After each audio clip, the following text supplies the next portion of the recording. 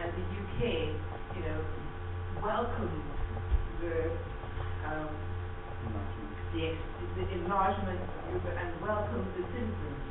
But they went to the UK and Ireland more than they went to Sweden. And he was saying to me that the problem Sweden had is not that it's attractive, and he felt that the problem may be one of language.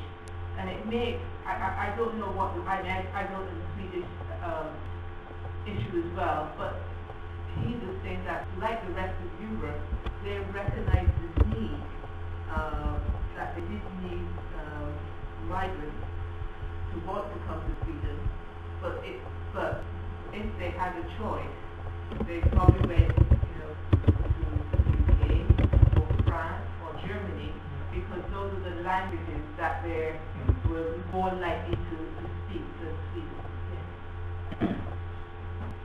Yeah, I didn't want to intervene too much because I'll be chairing the session tomorrow, but on that point, I think another factor of Sweden compared to the UK was that if you were integrated into the Swedish system, your taxes would be much higher, and you're investing in a welfare state that you may well want to be staying around until you retire.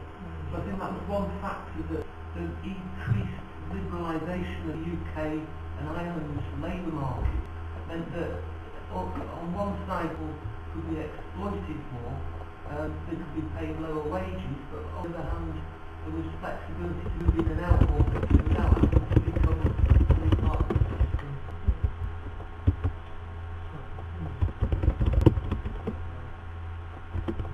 The reason for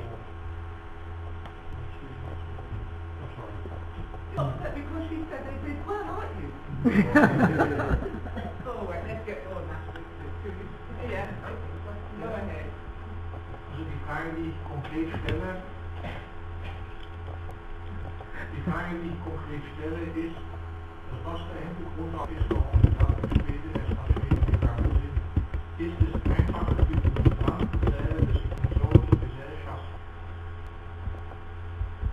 sich integriert zu fühlen und aufgenommen zu werden von so einer Host Society als in andere Länder, wo es schon in Frankreich, UK, Deutschland, wo wir schon seit 1954 dabei sind, wussten wie wir mit anderen Kulturen umgehen, zu fragen.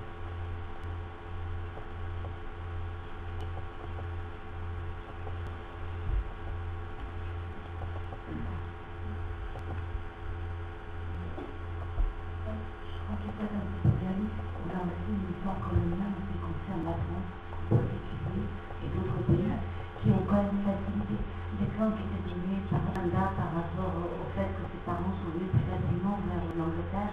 C'était le fait qu'il y avait la langue en passage, le système éducatif, etc. Donc je pense aussi que le choix de départ des familles migrantes a été bien souvent le fait d'une connaissance antérieure du pays et qui a été vérifiée.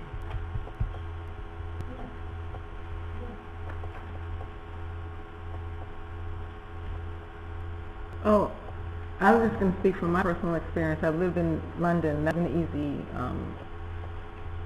transition. But I think it depends on what country you're from, how easy it is to integrate into another country. And if you're American, it's how well or how little they like your president.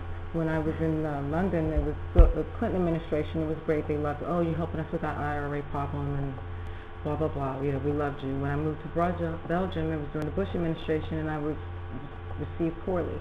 A lot of hostility, you know, are you for Bush, are you for against the war? When I moved to Sweden, everything was okay again, and then I was there during the Obama election, and it was like, oh great, you know, we love you. So I don't know how other people's experiences have been, but as an American, it depends on the politics going on back home, how well you're received, because I obviously don't look, and also I look like I could have been from London. I look like I could have been from Belgium. Now when I moved to Sweden, people assumed that I was a non-Swede and would come to me and speak to me in English. Whereas I know a lot of black women who were born in Sweden who speak Swedish, but if they see me as I was a visible immigrant in their minds, and they would automatically speak English to me. They assumed I was an outsider, but I was still treated well.